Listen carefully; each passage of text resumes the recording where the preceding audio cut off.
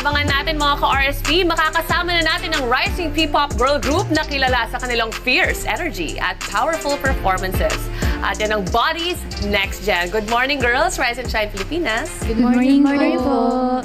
Yes, i-share nyo naman sa amin kung paano ba nabuo ang inyong grupo? Sino nagtulak sa inyo to be in this band, in this girl group? Nag-start po kami. Actually, hindi po kami magkakakilalan lahat. Okay. Then, may sarili-sarili po kaming manager. And yung manager po namin, siya po yung nagsabi sa amin na may pa-audition daw po yung Water Plus Productions po. And dun po, nag-audition po kami. Iba-ibang day po kami nag-audition, iba-ibang batch. And dun po nalaman namin na approve po kami sa in-auditionan po namin. So, are you girls sharing the same dream before you audition? Did you want to be in a girl group or did you want to have a solo name? Girl group po, yeah. Talagang you want to be in a girl group. So, sino naman yung nag-inspire sa inyo? Do you have any artista or any peg na girl group na iniidolo nyo sa style ng inyong pagkanta at pag-perform? Yes po, meron po. Actually po like Beanie po yung Blackpink po. Okay, and ano naman yung pinaka-memorable sa inyong journey sa inyong career? You just started this year, right? Yes po. Yeah. Pinaka-memorable na journey po namin is yung pagiging magkakasama po namin, yung mga kasiyahan po na ginagawa namin bago po kami mag-perform and yung mga sa backstage po, yung mga kulitan. Yun po yung pinaka-memorable na nangyari sa amin. And yun nabuo po kami. And can you share also, each of you? Let's start with you also. I'm Buddy Irish and memorable po sa akin is nung na-meet ko po sila, like parang sa akin po na parang ang ganda po ng mood nila sa amin lahat. Tapos sobrang friendly po nila. Oh, how about you? Yung first time po namin na lunch as groups po. Kasi syempre yung mga iba po is wala naman pong experience na kumakanta or sumasayo on stage. So syempre sobrang memorable po that time. Sobrang saya din po kasi feeling po namin nagtagumpay po kami after nun. And mas lalo pa po kaming, of course, mas lalo pa po namin pag-iigihan next time na magpe-perform po kami. Go ahead. So, sa akin po, ang pinaka-memorable na nangyari sa akin is tulad ng sabi po ni Jade na nabuo kaming grupo. Go ahead. Yes. Okay, so hello everyone, I'm Buddy Amara, and for me, the most memorable experience for me in this girl group is that our group was built and somehow we were like a puzzle piece that fitted each other po.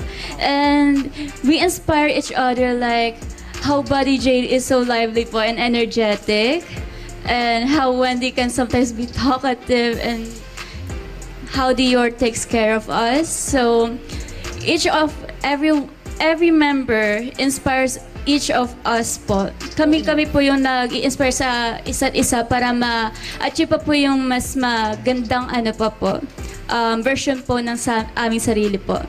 O, share nyo naman sa amin, ano ba dapat abangan this December at sa bagong taon? What are your future projects and performances para sa ating mga viewers na gustong mapanood kayo?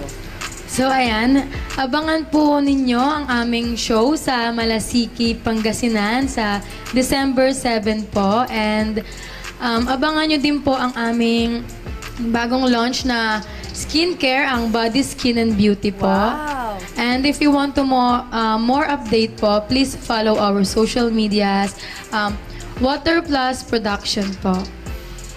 Alright, thank you very much sa pagbibigay ng oras sa amin ngayon. Jade, Iris, Wendy, Dior at Amara. Pero hindi na natin patatagalin ang kwentuhan na ito. Kaya naman, once again, let us all welcome the Bodies Next Gen. We are the Bodies Next Gen! Tickle, tickle, hindi ako dyan. Ay, tickle, tickle, hindi ako dyan. Ay, tickle, tickle, hindi ako dyan. Ay, tickle, tickle, hindi ako dyan.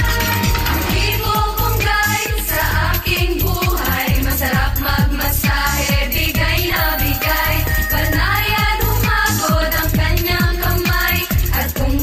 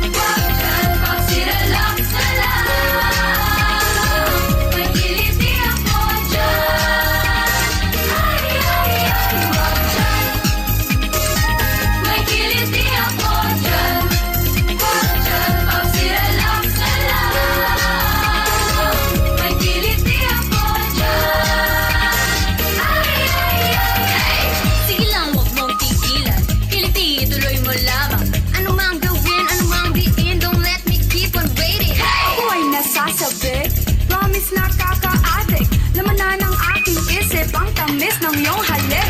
Sige na, huwag mong pigilan, huwag nang magdahan-dahan. On my imagination, boy, the two of us are click. Don't ever pick and pick, sa akin ka na lang mag-stick. I'll give you all, ako'y na fall, walang masaganang trip. Lalo na't macho, bigay